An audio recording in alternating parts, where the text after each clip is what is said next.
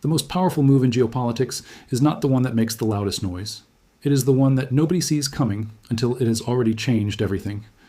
And what Mohammed bin Salman just pulled off, quietly, methodically, with the patience of a man who understood that timing is the most lethal weapon in any arsenal, is the kind of move that gets studied in diplomatic academies for the next 50 years.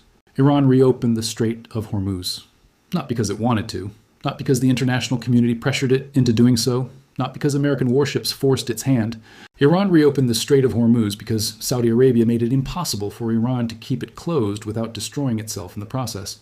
And the man who engineered that outcome, who pulled every lever and played every angle until the pressure became unbearable, was a 30-something crown prince from Riyadh, who the world had spent years underestimating.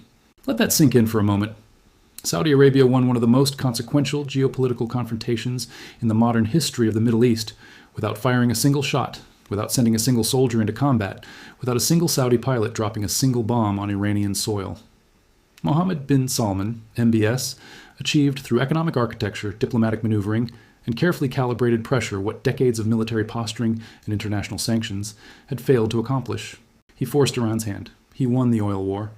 And he did it in a way so elegant, so ruthlessly intelligent, that even his enemies cannot help but acknowledge the brilliance of the execution. To understand how this happened, truly understand it, not just the surface version, but the deep mechanics of it, you have to go back further than most people are willing to go. You have to understand what the Strait of Hormuz actually is, why it matters more than almost any other geographic feature on the planet, and why controlling the narrative around it has always been the hidden key to power in the Persian Gulf. The Strait of Hormuz is a narrow channel of water, at its narrowest point barely 21 miles wide, that separates the Persian Gulf from the Gulf of Oman and the wider Arabian Sea beyond. Through that 21-mile gap passes approximately 20% of all the oil traded on the planet every single day. Not 20% of Middle Eastern oil, 20% of all global oil. Every supertanker loaded with crude from Saudi Arabia, from Iraq, from Kuwait, from the UAE, from Qatar, every single one of them has to pass through that strait. There is no alternative route. There is no pipeline that bypasses it. There is no maritime detour that gets you around it. The Strait of Hormuz is, in the most literal possible sense, the jugular vein of the global economy, and for decades, Iran, which sits on the northern shore of that strait, has used the threat of closing it as its most powerful geopolitical weapon. The implicit message has always been the same: push us too hard, threaten us too seriously, and we will shut down the artery that feeds the world's economy. We will make the pain global. We will make everyone feel what we feel. It was a brilliant strategy, and it worked for a very long time. Western governments and their Gulf Arab allies were perpetually cautious about pushing Iran too far, always calculating in the back of their minds that the strait closure scenario was the nightmare they most wanted to avoid.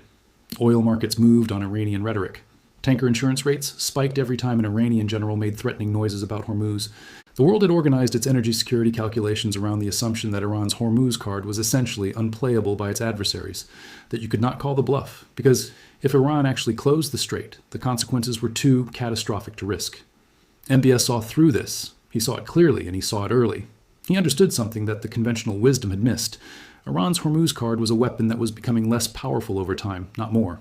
And the reason it was becoming less powerful had everything to do with changes in the global energy landscape that MBS had positioned Saudi Arabia to exploit better than anyone else.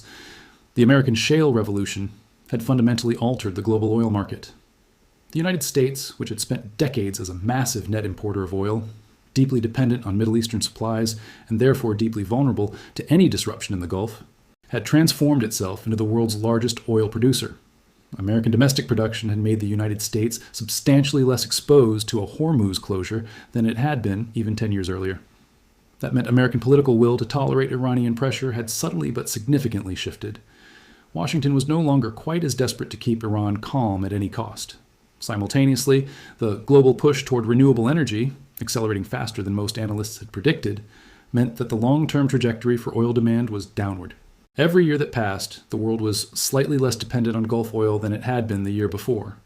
The window during which Iran could use the Hormuz threat with maximum effect was closing, slowly but unmistakably. MBS understood that the nation that moved fastest to lock in long-term energy relationships, to diversify its economic base, and to position itself as the indispensable partner for the world's major energy consumers would be the nation that emerged from the coming energy transition with its power intact. And he moved with extraordinary urgency to make Saudi Arabia that nation. Vision 2030, the sweeping economic transformation program that MBS launched, was not just a domestic development plan. It was a geopolitical strategy disguised as an economic reform agenda. By diversifying Saudi Arabia's economy away from pure oil dependency, MBS was simultaneously doing two things that seem contradictory but are actually deeply complementary. He was making Saudi Arabia less vulnerable to oil price volatility, and he was making Saudi Arabia a more attractive and credible long-term partner for every major economy in the world.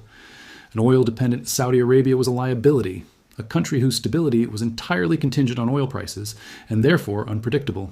A diversified Saudi Arabia with a growing technology sector, a booming tourism industry, and a young, increasingly educated population was an asset, a stable, dynamic partner worth investing in and worth protecting.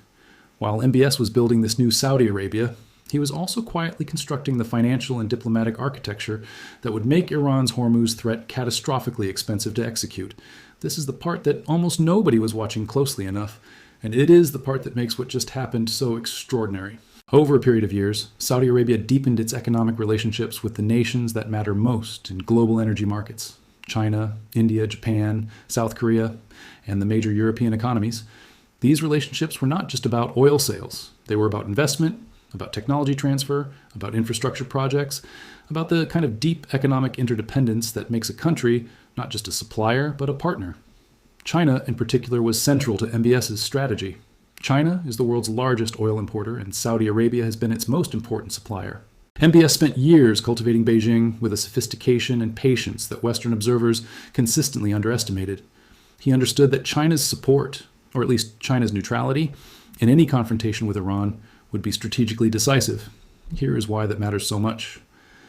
Iran and China also have a relationship, a significant one built on trade and the shared interest of circumventing Western sanctions. For years, that China-Iran relationship was seen as a constraint on how hard Beijing would push back against Iranian behavior in the Gulf. The assumption was that China would never fully back Saudi Arabia against Iran because China needed both. MBS set out to make that assumption obsolete. He made Saudi Arabia so economically valuable to China, so deeply embedded in Chinese supply chains and investment portfolios, that Beijing's calculus gradually shifted.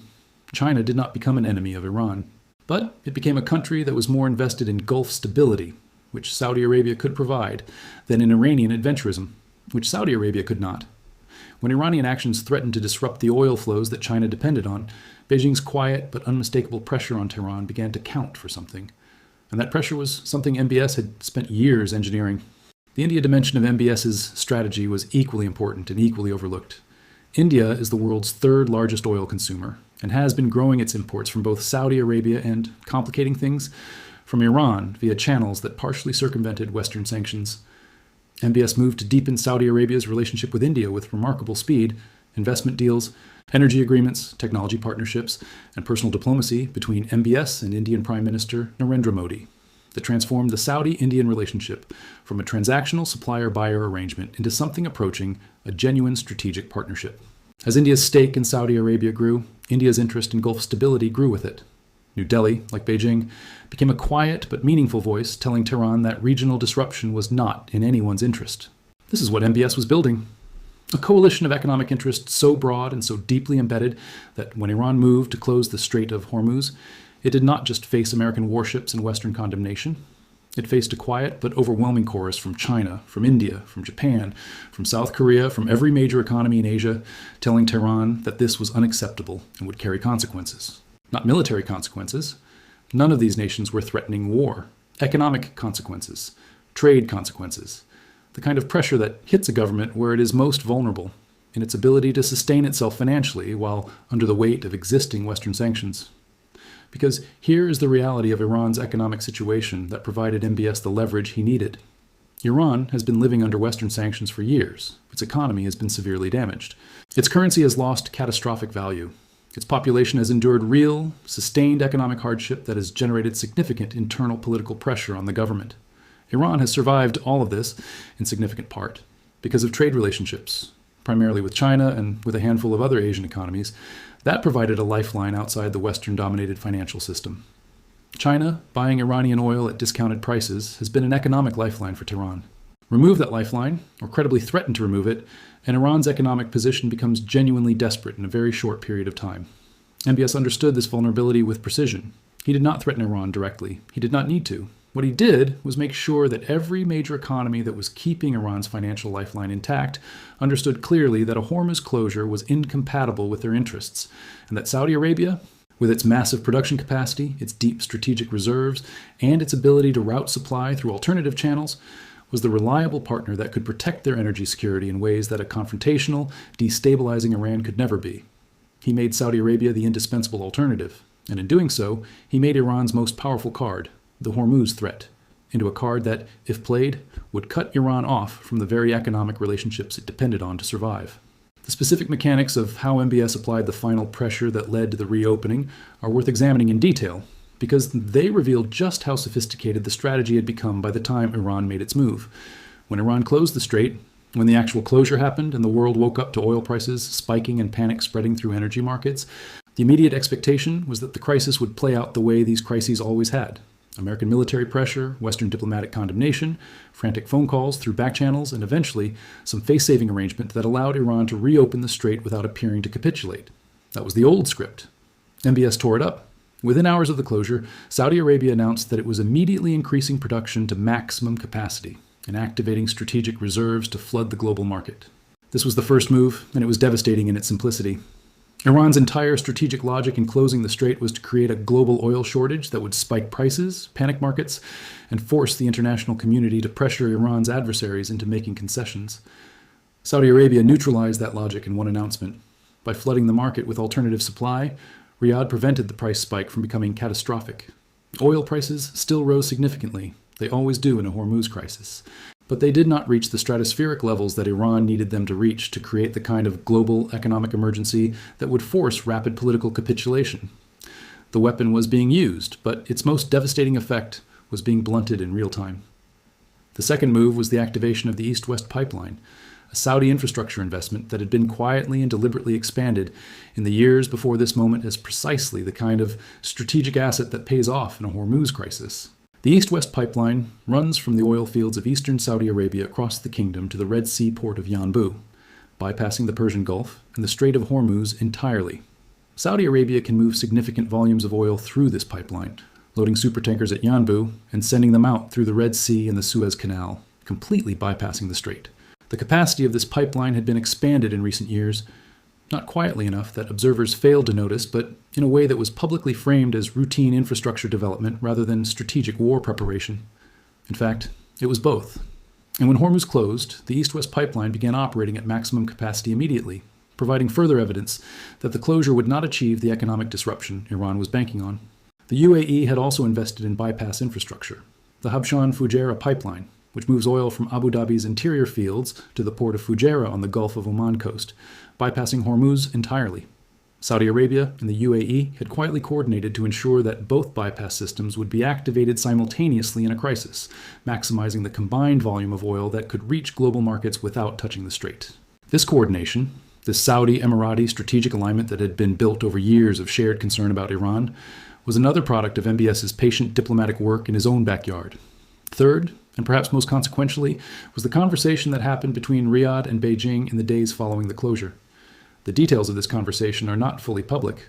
Diplomacy at this level rarely is, but its outlines can be inferred from what followed. Saudi Arabia presented China with a very clear picture. Iran's closure of Hormuz was costing China money, threatening Chinese supply chains, and creating exactly the kind of regional instability that was incompatible with Chinese economic interests in the Gulf. Saudi Arabia was doing everything in its power to compensate through alternative routes, but those routes had limits. The only real solution was for Hormuz to reopen, and China, Saudi Arabia suggested, was uniquely positioned to make that happen, given the economic relationship it maintained with Tehran. Saudi Arabia was not asking China to threaten Iran. It was not asking China to take sides in a military confrontation.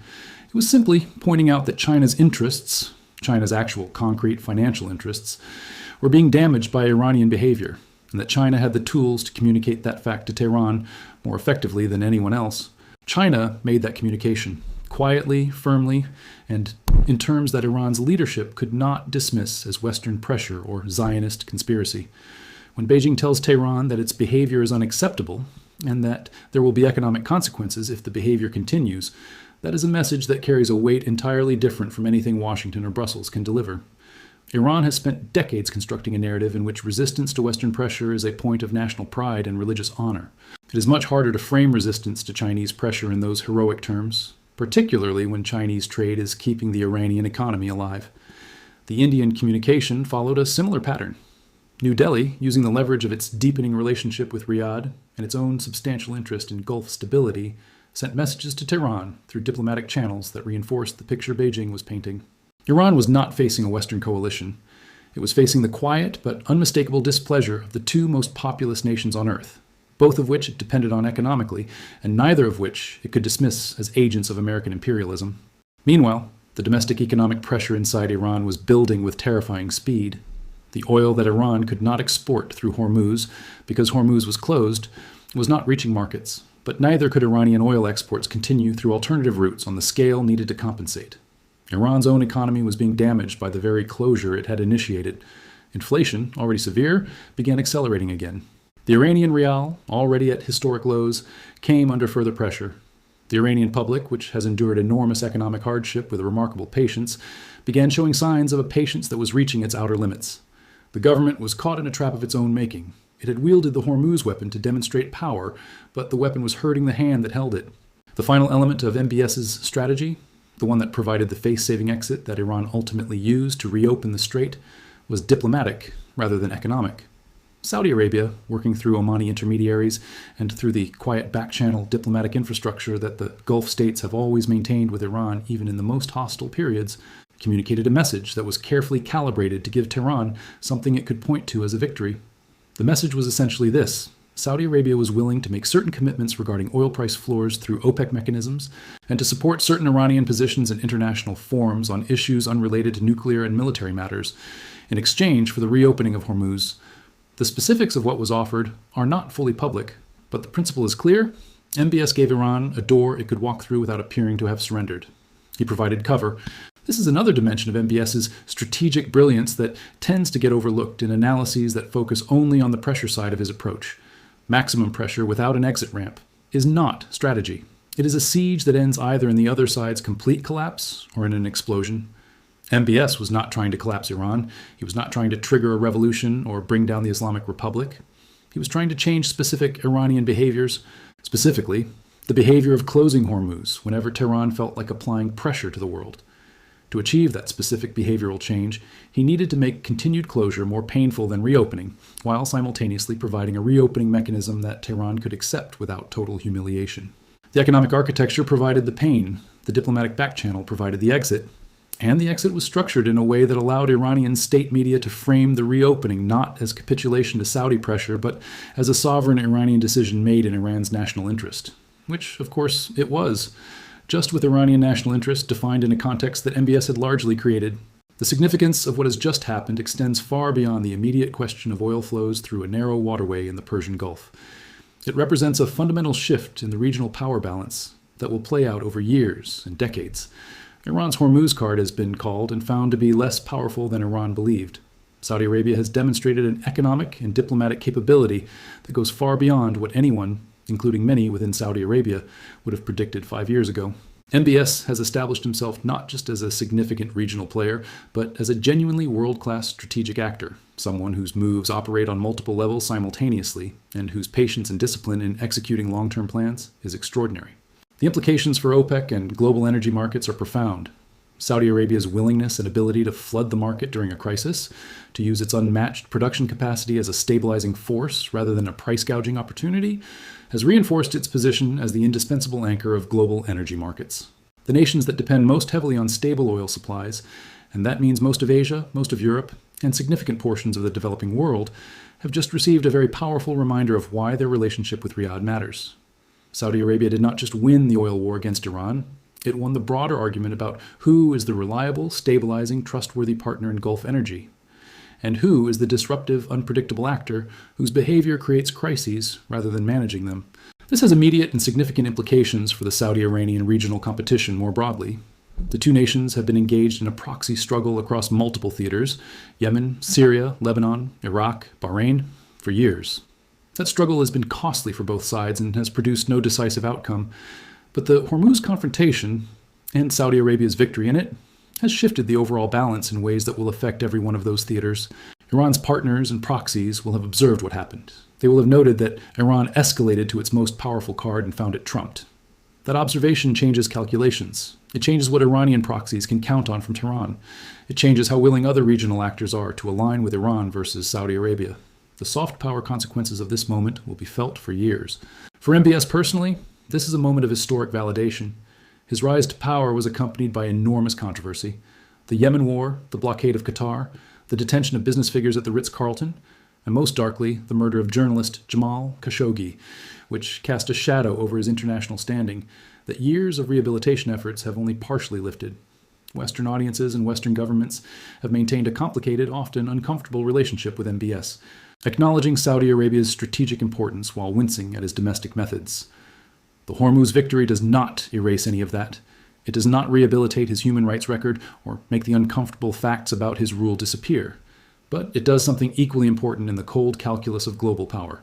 It proves that he is effective, that his strategic vision produces results, that the Saudi Arabia he is building is a more powerful, more capable, more consequential actor than the Saudi Arabia he inherited. And in the world as it actually operates, as opposed to the world as idealists wish it were, effectiveness matters enormously. The Western response to the Hormuz reopening has been revealing in its own right. American officials were quick to claim partial credit, citing the presence of U.S. naval assets in the region as a contributing factor in Iran's decision. There is some truth to that. The military backdrop was never irrelevant, but the diplomatic corps and the intelligence community both know that the decisive pressure came from Riyadh, not from Washington.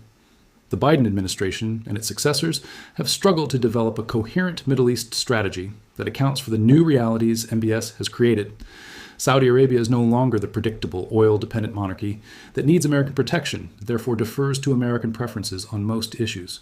It is an increasingly self-confident actor with its own strategic vision, its own diplomatic relationships, and its own ability to shape the regional environment in ways that may or may not align with American preferences. Managing that relationship, finding a way to maintain the U.S.-Saudi alliance while accommodating a Saudi partner that is genuinely powerful and genuinely autonomous, is one of the defining foreign policy challenges of the current moment. The European dimension is equally complex. European nations, which have been trying to revive the Iran nuclear deal and maintain economic relationships with Tehran while also managing their dependence on Gulf energy supplies, now have to incorporate the new Saudi-Iranian power dynamics into their calculations. The Hormuz reopening is good news for European energy markets in the short term. Its longer-term implications, a more assertive Saudi Arabia, a weakened and humiliated Iran, a Gulf region in which the balance of power has shifted significantly, create new uncertainties that European foreign ministries are only beginning to grapple with.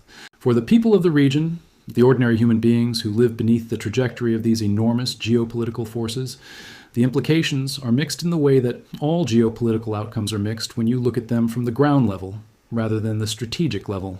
The reopening of Hormuz is unambiguously good news for everyone who depends on the regional economy, which is essentially everyone in the Middle East. Stable oil flows mean stable government revenues, mean governments that can pay their employees and fund their social programs and keep the basic machinery of daily life functioning. Economic stability does not cure political repression or resolve territorial disputes or heal the wounds of sectarian conflict, but its absence makes all of those problems significantly worse. The human cost of the Hormuz closure, in terms of economic damage to the most vulnerable populations in the region, was already mounting in the days it remained in effect. Its reopening has prevented that cost from becoming catastrophic,